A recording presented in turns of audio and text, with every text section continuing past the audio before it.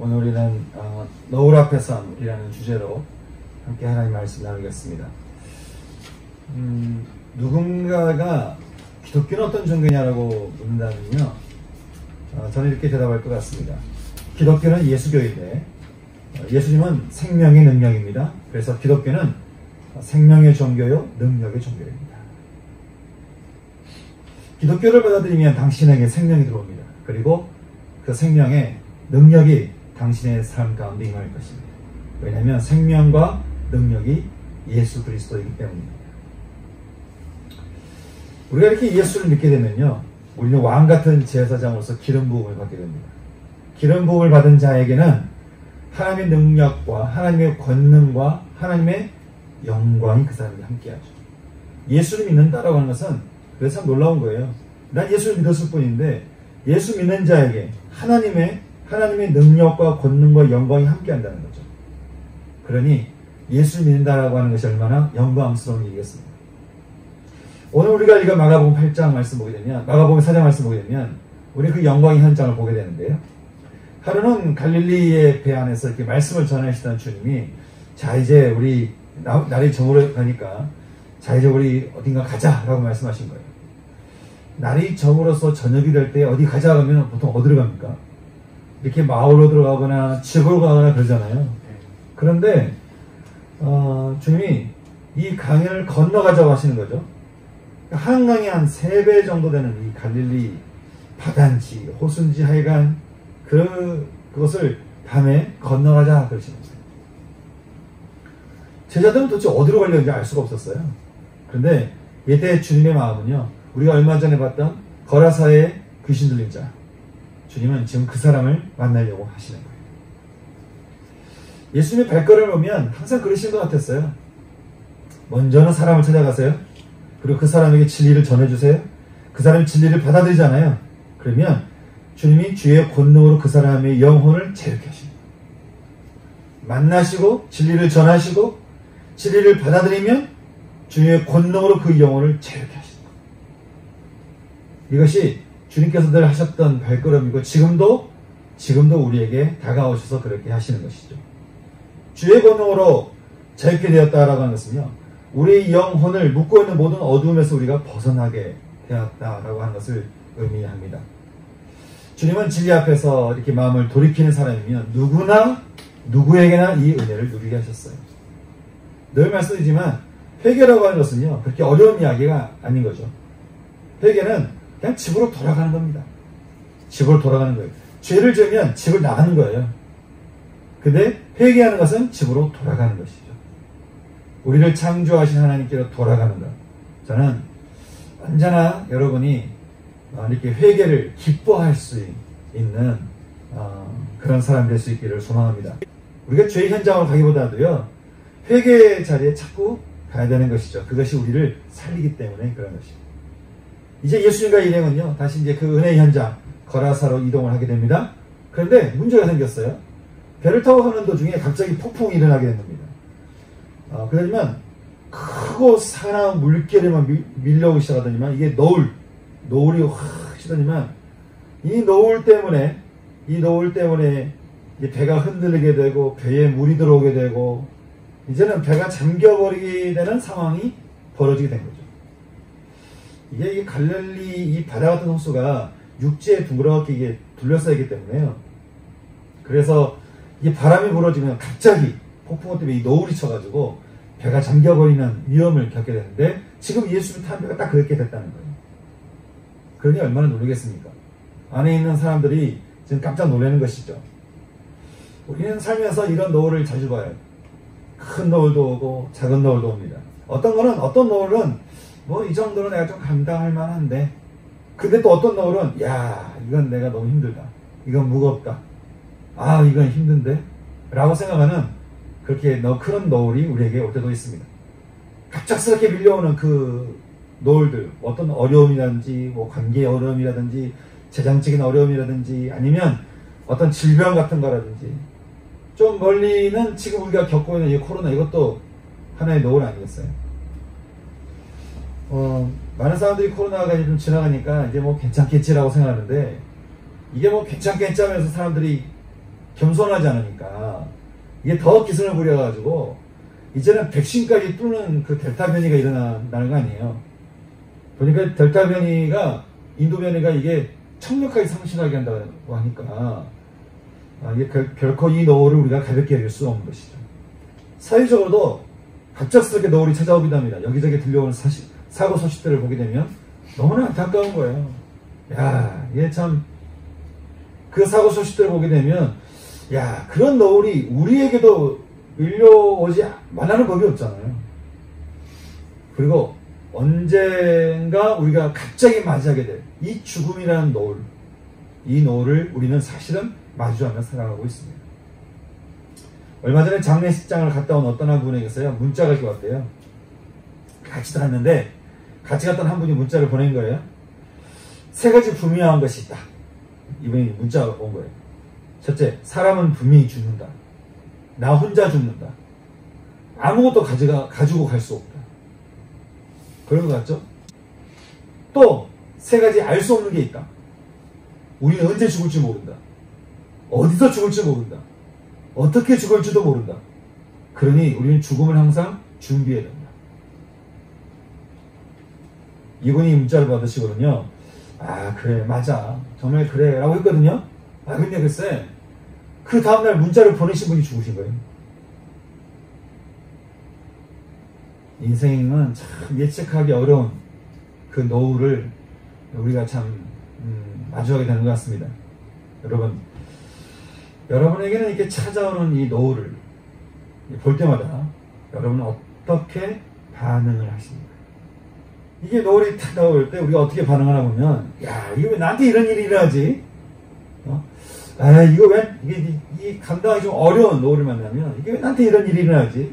그러면서 나를 탓하든지 정죄하든지 하나님을 원망하든지 아니면 누군가를 탓하든지 우리가 또 그럴 수도 있는 거죠.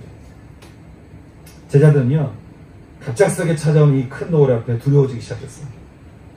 그러면서 예수님한테 그러는 거예요. 아니, 선생님, 지금 이렇게 난리가 났는데, 아니, 선생님은 우리를 돌봐야 되는 거 아닙니까? 아니, 그렇게 잠잠하게 계시는 건 또 너무한 거 아닙니까? 그렇게 이제 예수님께 막 얘기하는 게 원망하듯이. 재밌는 거는요, 그들이 선생이라고 부르는 그분이, 예수님이죠. 이분이, 불과 얼마 전까지 수많은 기적들을 행하고, 귀신들을 쫓아내고, 진리의 말씀으로 사람들의 영혼을 자유케 하고, 회복케 하고, 하는 일들을 하셨던 분이라는 거예요. 대단한 분 아니에요? 근데 우리도 성경을 통해 예수님이 그렇게 사람들을 치유하고 죽은 자를 일으키고 하는 장면들을 계속 보잖아요. 근데 이 제자들은 그 현장에 있었어요. 그데도 불구하고 이 제자들은 그 일들이 자신들에게는 일어날 거라고 생각을 못했던 것 같습니다. 아까 주님의 존재에 대해서요, 그들이 믿음을 가지고 있었다 한다면 그냥 이분이 이렇게 하시는구나 라고 끝나는 게 아니고, 이분의 존재가 이런 분이구나 라고 하는 그 존재에 대한 믿음이 있었다 한다면 어떻게 말했을까? 아마 노을이 치게 되면 그때 그랬을 것 같아요. 주님, 이거 어떻게 해야 되겠습니까? 그러니까 내가 뭔가를 다 해보고 내 힘으로 다 처리하고 하는 게 아니라 제일 먼저 주님부터 찾는 거예요. 주님, 이거 어떻게 할까요? 주님, 이거 어떻게 하면 좋을까요? 주님, 말씀해 주세요. 이거 제가 어떻게 해야 될까요? 그런데요, 제자들은 이 예수님을 알긴 아는데 굉장히 어설프게 알았던 것 같아요. 성경에 나타난 기적은 기적이고요, 자신들에게 임하는 복음이 있다는 사실을 잘 몰랐던 것이죠. 그래서 노을 앞에서 자기들이 해볼 때까지 다 해보다가 그 다음에 결국 안 되니까 이제 예수님께 괜히 이러면 됩니까? 하고 이제 원망을 하는 것이죠. 그렇게 자신을 원망하던 그 제자들을 보시던 예수님이 자리에 딱 일어나셔가지고 어떻게 하셨을까요?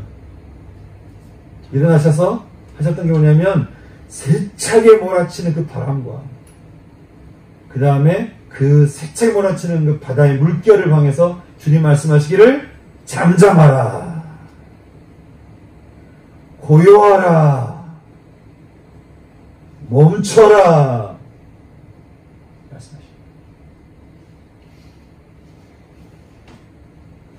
장면이 기가 막히잖아요.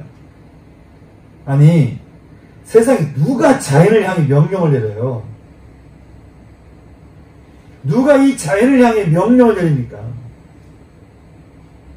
아니, 그것도 명령을 낸다 치자. 누가 자연이 누구의 말을 듣고 순종합니까? 근데 성경 말하기를 우리가 믿는 예수님 바로 그런 분이다. 여러분, 우리는요, 언제 어디서 어떤 노후를 만날지 알 수 없는 인생을 살아갑니다. 하지만 우리가 어떤 노후를 앞두서 우리가 평안을 할 수가 있는 것은 세상의 그 어떤 자연과 온 세상과 온 우주와 심지어는 사단에게조차도 명령할 수 있는 그 하나님이 우리 하나님이기 때문에 우리가 평안을 누릴 수 있다는 거예요. 그러니 그 주님을 의지하며 사는 것이 얼마나 든든할까요? 그 주님을 의지하며 산다는 것이 얼마나 내가 든든하고 또 우리 삶의 기쁨이 되겠습니까? 그런 찬양이 있어요. 내가 늘 의지하는 예수, 나의 상처 입은 심령을 불쌍하게 여기사 위로하여 주시니 미쁘신 나의 좋은 친구. 내가 의지하는 예수, 나의 사모하는 친구, 나의 기도 들으사 응답하여 주시니 미쁘신 나의 좋은 친구. 많은 사람들이 이 주님에 대해서요, 참 좋은 분이다, 참 나를 사랑하시는 분이다, 이 정도까지로만 생각하는 사람들이 얼마나 많은지 몰라요. 그거는 근데 이렇게 좋기는 해요. 근데 사실은 내가 붙들고 의지하는 건 나예요. 내 능력, 내 애씀, 내 노력, 너무 나를 의지하고 살다 보니까요, 내가 예수를 생각하면 그래, 난 정말 예수님밖에 없어, 난 믿을 게 예수님밖에 없어, 내가 진짜 믿고 의지할 게 예수님밖에 없어. 사람들은 다 배신해도요, 주님의 사랑은 영원하잖아요. 난 예수님밖에 없어, 나는 그분 없이는 살 수 없어, 그분은 내 인생의 절대야. 이렇게 생각하며 사는 사람들이 잘다는 거예요. 그래서 오는 이렇게 노을을 만날 때마다요, 그 노을이 오지 못하도록 자기 딴에는 다 준비를 해요. 애를 쓰고 열심을 다해 살다가 결국 뭐가 안 되면 그때서 하나님을 찾고 또 원망하고, 재밌는 또 이게 자기가 하나님께 시험 들었다고, 하나님께 처음부터 묻지도 않고 신뢰하지도 않고 믿지도 않았으면서 나한테 왜 이런 일이 일어나는 거냐고 하면서 자기는 신앙에 시험 들었고 뭐 하나님께 시험 들었다고 뭐 이런 소리 하는 분들이 얼마나 많은지 모르는 거예요. 그러니 제자들처럼 은혜도 받았고 은혜 현장을 결코 모르지 않으면서도 막상 삶에서 노을을 만나면 전혀 다르게 반응을 하는 것이죠. 불안한 거예요. 생각해봐요. 내가 나를 꽉 뜨고 있으니까, 내가 나를 믿고 있으니까 막상 노을이 와서 내가 그걸 감당하지 못한 노을이 밀려오면 믿는 게 나은데, 그런 내가 너무 불안하잖아요. 두려운 거예요. 그 노을에 온통 마음을 빼앗겨버린 것이죠. 주님은 자신을 옆에 두고도 그 능력의 하나님, 자연을 향해서 명령을 내릴 수 있는 주님 옆에 있는데도 불구하고 불안해하고 두려워하는 제자들에게 주님이 이렇게 말씀하셨죠. 아니, 어쩌면 우리 역시도 예수를 믿는다고 하고 교회를 다니면서 우리가 예수님을 사랑한다고 얘기하고 또 말씀을 본데도 불구하고 그 예수님이 어떤 분인지를 우리가 많이 들어 알고 있음에도 불구하고 여전히 불안해하고 한 번씩 두려워하는 우리들에게 주님은 그렇게 말씀하신 거예요.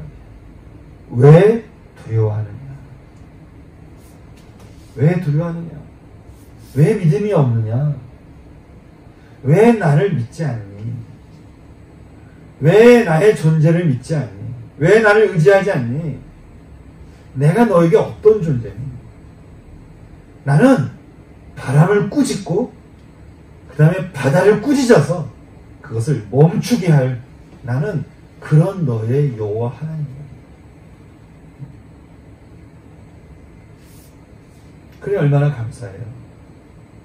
수많은 노을 속에서요 평안을 누렸던 시편 저자가 이렇게 고백합니다. 인생의 폭풍우가 일어나고 바다 물결이 치고 타고 있는 배들이요 높이 솟아 올라다가 확 떨어지고 그 안에 있는 우리의 영혼이 녹아서 아주 흔들릴지라도 우리가 그 고난 가운데서 여호와의 이름을 부르잖아요. 그럼 하나님께서 그 폭풍과 물결을 잠잠케 하사 사방에 평온함을 주시니 내가 그런 삶을 살다 보니 여호와의 인자하심과 그 기적으로 말미암아 내가 찬양하고 감사하고 또 찬양하고 감사한다. 할렐루야. 저는요 이 시편 기자의 이 고백이 저는 우리의 고백이 될 수 있기를 바랍니다. 오늘 우리가 사무엘서에서 만난 다윗의 삶도 보면 그래요. 다윗이라는 사람 보면요 왕이 될 만한 어떤 자격이 있던 게 아니에요. 그저 하나님께 택함을 받았고 하나님의 기름 부으심을 받고 성령이 인자하심으로써요 하나님의 능력과 하나님의 권능과 하나님의 영광이 다윗과 함께 하게 되었습니다. 초반에 제가 말씀드린 것처럼 우리가 예수를 믿으면 예수님 때문에 성령이 우리에게 임하셔서 우리가 믿든 안 믿든 간에 하나님의 능력이 함께하고 하나님의 권능이 함께하고 하나님의 영광이 함께하고 이게 지금 다윗에게도 그런 거죠. 다윗은 이 성령이 함께 하신 것에 대해서 그는 성령의 충만한 가운데 있었습니다. 성령의 충만한 이 다윗. 그러니 다윗에게 밀려온 이 노울에 대해서 다윗이 그게 두렵고 불안함이 될 수 없는 것이죠. 이 다윗 앞에 골리앗이 나타나가지고 하나님 막 욕하고 하나님 나라에서 빈정대니까 다윗이 어떻게 합니까? 돌멩이 하나 가지고 그 거구이자 깡패 같은 그 골리앗을 그냥 한순간에 한 방에 제압해버리는 거 아니에요. 그때 다윗에도 유명한 말이 있어요. 혹시 기억나요? 그때 다윗에도 유명한 말이 있어요. 전쟁은 너에게 속한 게 아니랍니다. 전쟁은 너에게 속한 것이 아니라 하나님께 속한 거랍니다. 이 꼬마의 말이 멋있지 않아요? 전쟁은 너에게 속한 것이 아니라 골리앗과 하는 얘기예요. 전쟁은 너에게 속한 것이 아니라 전쟁은 나의 하나님께 속한 거다. 모든 세상의 두려움과 불안과 폭풍과 노를 잠재할 만한 그 능력이 너에게 있는 것이 아니라 오직 여호와 하나님께 있다라고 하는 것이죠. 그러니 골리앗에게 말하기를 너는 칼로 오지만 나는 하나님의 이름으로 간다. 너는 힘으로 오지만 나는 여호와의 이름으로 간다. 그래놓고 골리앗은 너무나 어이없게도 돌멩이 하나로 그는 쓰러지고 맙니다. 이 사건이요 이스라엘에게 큰 충격이 됐어요. 아무도 그 너울을 넘을 수 없을 거라고 확신했거든요. 야, 저 골리앗은 힘들어. 그냥 한두 사람의 생각이 아니고 이스라엘 모든 민족이 골리앗 그 한 사람에 의해서 간담에 녹아져 있는 상황이니까 야, 저건 못 넘어 라고 했는데 근데 다윗이 던진 그 돌멩이 하나로 상황이 역전되고 있어요. 많은 사람들이 야, 어떻게 다윗에게 골리앗을 무너뜨렸지? 여러 가지만 해석을 합니다. 근데 어떤 해석을 내놓아도 놓쳐서는 안 되는 두 가지가 있어요. 하나는 골리앗을 넘어뜨렸던 그 능력이 다윗에게 있던 것이 아니었다는 거예요. 그 능력이라고 하는 것은 그에게 성령을 부으시고 그에게 능력과 그에게 권능과 영광으로 함께 하신 하나님에게서 그 능력이 나왔다고 하는 거예요. 그러니 다윗이 뭔가 능력이 있고 지혜가 있어서 뭔가 열심히 뭔가를 돌멩이를 다루는 법을 배워가지고 이긴 게 아니고 그와 함께 하셨던 하나님 때문에 그가 이길 수 있었다는 것이죠.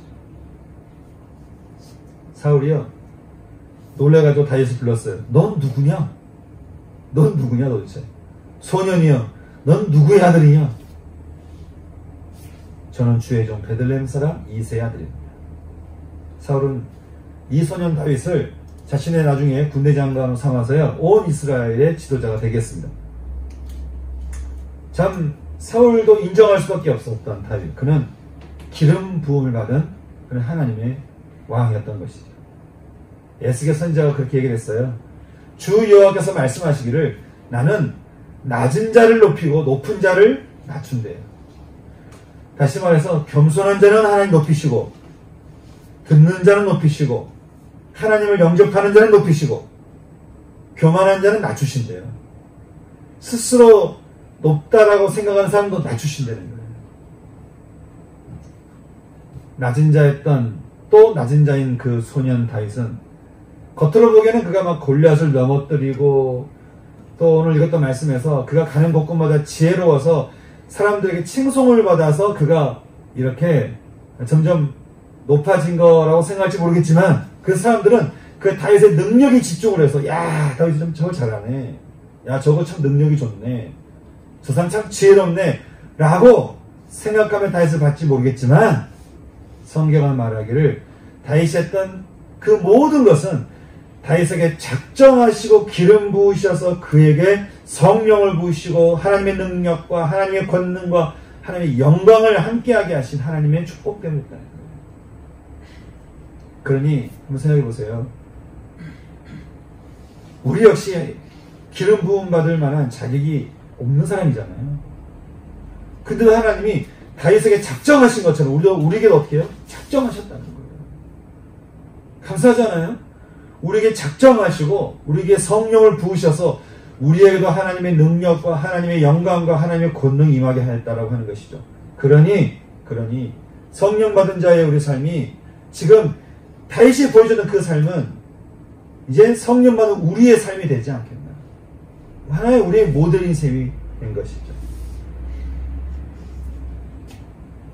여러분 그렇게 여호와 하나님 우리와 함께 하시게 되면요, 골리앗 같은 너울이 우리에게 몰려와도 우리가 넘어서지 못할 게 어디 있겠어요. 우리에게 무슨 일을 주어지든 간에 직장에서 어떤 일을 하든 간에 이 지혜의 하나님 우리와 함께 하시니 우리가 다른 사람들에게 인정을 구하지 않지만 결국 하나님은 모든 사람들이 보기에도 그가 합당한 사람이라고 인정하는, 그렇게 인정하게 되는 일이 일어나지 않겠냐. 그러니 참 다윗의 그 모습은 우리가 본받아야 할 모습인데요. 근데 오늘 성경에 보니까 이런 다윗의 모습에 굉장히 힘들어하는 한 사람이 또 등장하죠. 바로 사울입니다. 사울도 기름 부음 받은 왕이었어요. 근데 그는 왕이라고 하는 자리하고 하나님하고 바꿔치기 해버립니다. 그 왕도 하나님 주신 건데 그 왕이라는 자리하고 하나님하고 바꿔치기 하는 거예요. 그래서 결국 성령의 뜻을 방해하는 사람이 되어버린 거죠. 저는 이 사울의 모습을 보면서요, 참 그런 생각을 해요. 나중에 하도 그가 하나님을 거역하고 하나님을 거절하고 이러니까 하나님 나중에 그 상실한 마음들을 내버려 두시거든요. 근데 그 모습 보면서 나중에 하나님이 사울의 기름 부음을 취소하시고 걷어가시고 그리고 그 왕이 되지 못하게 하시고 하잖아요. 근데 그렇게 사무엘 통해서 말씀을 하실 때마다 만약에 사울이 그런 얘기를 듣고 다른 선택을 했다고 하면 어땠을까? 예를 들자면 그렇게 말씀하신 걸 두고 다시 겸손하게 엎드렸다든지 하나님 앞에 회개했다든지 그리고 정말 하나님이 원하시는 왕으로 돌아왔다든지 그게 얼마나 좋았을까? 근데 참 보면요, 그런 그 자신에게 이야기하고 있는 모든 심판에 대한 이야기에 대해서 그는 오히려 하나님을 더 원망하고 더 왕이란 이 자리를 지키려고 애를 써왔어요. 그가 참 어리석었던 것은 성경에 보면요, 하나님이 심판을 명하실 때 모든 사람이 그 심판에서 멸망한 건 아니에요. 심판을 명하셨는데 모든 사람이 바로 그 심판에 망한 건 아니에요. 예를 들자면 심판의 소리를 듣고요, 아수르의 수도 니느웨, 지금으로 말하면 이제 뉴욕 같은 도시인데 그런 도시에 요나 선지자가 가지고 지금 망하게 됐습니다 하고 막 얘기하니까 그 도시가 어떻게 되냐면요, 도시의 높은 지도자부터 밑에 있는 사람까지 다 나와가지고 금식하면서 옷을 찢어가면서 하나님 앞에 회개했다는 거예요. 심판을 말씀하셨는데 그들이 도시 전체가 회개하니까 어떻게 됐나? 그 도시의 멸망이 비껴갔다는 거죠. 요셉의 형제들이 동생을 인신매매로 팔았던 사건이 있었죠. 후에 자신들의 죄가 이렇게 들춰지고요. 그들이 하나님께 회개했을 때 하나님 그들의 죄를 용서하시고는 그 형제들을 서로 연합해서 한 민족이 되게 했습니다. 심판이 선포된 아방이 회개하자 하나님이 그를 불쌍히 여겨주시고요. 그 외에 다양한 수많은 사람들이 심판의 소리에 겸손하게 엎드렸을 때 하나님 그 심판의 양면으로 있던 그 긍휼과 자비와 은혜의 축복을 그 사람들에게 부여합니다. 심지어 우리의 다윗도요, 참 죄를 많이 저질렀어요. 그것도 큰 사건 몇 번 터뜨렸어요. 그런데 다윗이 했던 게 있어요. 자기 죄값은 받는데 하나님 앞에 바로 엎드립니다. 하나님, 제가 여호와께 범죄했습니다. 하나님, 제가 하나님께 범죄하였습니다.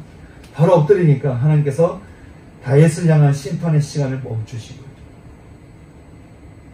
근데 사울은 돌아오지 않았어요. 난 이게 너무 안타까워요. 사울이 그냥 돌아오면 되는 거예요. 내가 얼마나 많은 죄인을 있었던, 내가 얼마나 많이 빗나갔건, 오케이. 그거 상관없이 일단 빨리 돌아오면 되는 거예요. 내가 또 죄를 지었네. 내가 절망할 게 아니라 그 즉시 돌아버리면 돼요. 그 즉시 하나님을 찾으면 돼요. 그러면 하나님의 심판은 긍휼로 바뀌는 거예요. 하나님의 사랑은 변함이 없지만요, 사울은 그 하나님을 온전히 받아들이지 않았어요. 왕같은 제사장으로 기름 부음을 받았지만 결국 하나님은 떠나버린 사울이었습니다. 이제 그에게는 더 이상 기름 부음이 남아있지 않게 됐죠. 여러분, 예수님으로 인해서 성령님의 기름 부음을 받게 되는 우리는 정말 어떻게 살아야 될까? 어떻게 살아야 될까? 미국의 패트릭 몰리라는 분이요, 우리 신앙인이신데, 우리 정말 어떻게 살아야 되는가? 라는 책에서 몇 가지 질문을 던졌는데, 그 질문을 5가지를 정리해보면 이래요. 주보에도 제가 실어놨는데, 어떤 질문이었나 보니까, 당신은 지금 당신이 정해놓은 수준을 맞추기 위해서 다람쥐 쳇바퀴 돌듯이 살고 있지는 않냐 이거예요. 나 이만큼 벌어야 돼, 나 이만큼 살아야 돼, 나 이만큼 해내야 돼, 이렇게 내가 뭔가를 정해놓은, 나 이 정도 수준에서 살아야 돼, 나 이런 차를 타야 돼, 나 이런 집에 있어야 돼, 그렇게 뭔가 우리가 정해놓은 그 수준을 맞추기 위해서 다람쥐 쳇바퀴 돌듯이 그냥 그게 목적인 거예요. 그게 그냥 그런 집, 내가 어떤 사람 그래요. 내가 그냥 어떤 저놈 같은 집에 살고 싶대. 그냥 그것을 위해서 빠지게 일어나면 그냥 돈을 벌어서 모아서 그냥 그것만 위해 살고 있지는 않는다. 그러니까 뭐 하나님이 나라고 뭐 이거는 관심 있는 게 아니에요. 두 번째는, 당신은 하나님이 무엇을 중요하게 여기시는지 알고 있습니까? 그것은 당신에게도 중요한 것입니까? 하나님이 뭘 중요하게 여기시느냐 이거예요. 근데 하나님이 중요하게 여기시는 것이 당신에게도 중요하냐 이거예요. 또 당신은 어떤 의미하고 자기 만족 중에서 무엇을 택하고 있습니까? 그냥 내 만족을 위해 삽니까? 아니면 어떤 의미를 찾아갑니까? 당신은 이 세상 문화를 중요하게 생각하는 문화적인 그리스도인입니까? 이 세상에 문화 코드가 있잖아요. 외치는 어떤 주제들 있잖아요. 이 세상 문화를 중요하게 여기는 문화적 그리스도인입니까? 아니면 세상 문화를 뛰어넘는 성경적인 그리스도인입니까? 당신은 지금 하나님 나라의 일에 기여하며 살고 있습니까? 아니면 당신 자신을 위해서 살고 있습니까? 여러분 생각은 어떠십니까? 우리가 예수님도 알고 성령님도 알지만 각자 정해놓은 수준과 기대치에 만족하도록 그렇게 다람쥐 쳇바퀴 돌듯이 막 살아간다면, 그래서 오직 나에게 중요한 것을 찾아서 나를 위해서 살아가고 나의 만족을 추구하면서 이 세상의 문화와 어떤 구호에 적당하게 타협하면서 우리가 살아간다고 한다면, 여러분, 이 세상의 그 밀려오는 그 노을 중에 우리가 넘을 수 있는 노을이 얼마나 되겠어요? 바람이 멈추고 물결이 잠잠하며 골리앗이 이렇게 쓰러지는 그 일들이 우리 삶에서 얼마나 경험되어 줄 수 있겠냐라고 하는 거예요. 사울은 왕이라는 직분을 신과 같이 여기면서요, 오직 그것을 지키기 위해서 살았어요. 근데 다윗은 달랐어요. 다윗은 왕이라는 자리를 지키려고 하지 않고 다윗은 하나님만을 선택했어요.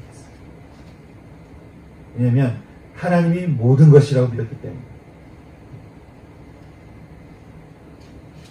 자기 만족을 위해 살았던 사울의 결국에 대해서 성경은 말합니다. 하나님께서 부리시는 악령이 사울에게 힘있게 내렸다.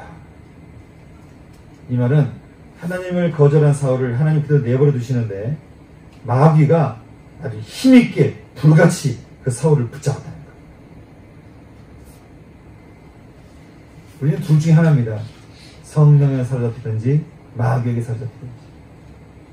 그런데 사울이 성령을 거절하고 성령을 거역하니까 마귀에게 잡혔다는 거예요. 마귀에게 잡히니까 어떻게 해요? 사울이 계속 헛소리를 막 짓거리더라는 거예요. 그리고는 하나님이 기름 부으신 자 다윗을 죽이려고 애를 썼다라고 하는 것이죠. 사울은 남은 평생에 다윗을 죽이고 싶어 했어요. 그런데 다윗은 죽일 수 없다는 사실도 알았어요. 왜냐하면 하나님이 자기를 떠나서 다윗과 함께 하고 있다는 사실을 알았기 때문에. 근데 제가 이것도 참 안타까운 거예요. 생각해보세요. 하나님이 사울에게 기름 부음을 끝내고 다윗을 왕으로 바로 세우실 것 같으면 바로 해버리면 되잖아요. 그런데 오랜 시간 동안 사울로 하여금 보게 하셨어요. 하나님이 정말 뭘 원하시는지, 어떤 게 진짜 왕인지, 어떤 게 진짜 기름 부음 받은 자의 삶인지를 하나님이 오랜 시간 동안 다윗을 보게 하셨다는 거예요. 그러면 사울이 만약에 그걸 보면서 하나님이 저럴 때 기뻐하시는구나, 저럴 때 좋아하시는구나 하고 그가 바로 엎드려서 회개했다라고 한다면 사울의 삶은 달랐을 거예요. 근데 그는 끝끝내 그러지 않았죠. 여러분, 지금 여러분의 인생은 누구와 함께 인생길을 걸어가고 있습니까?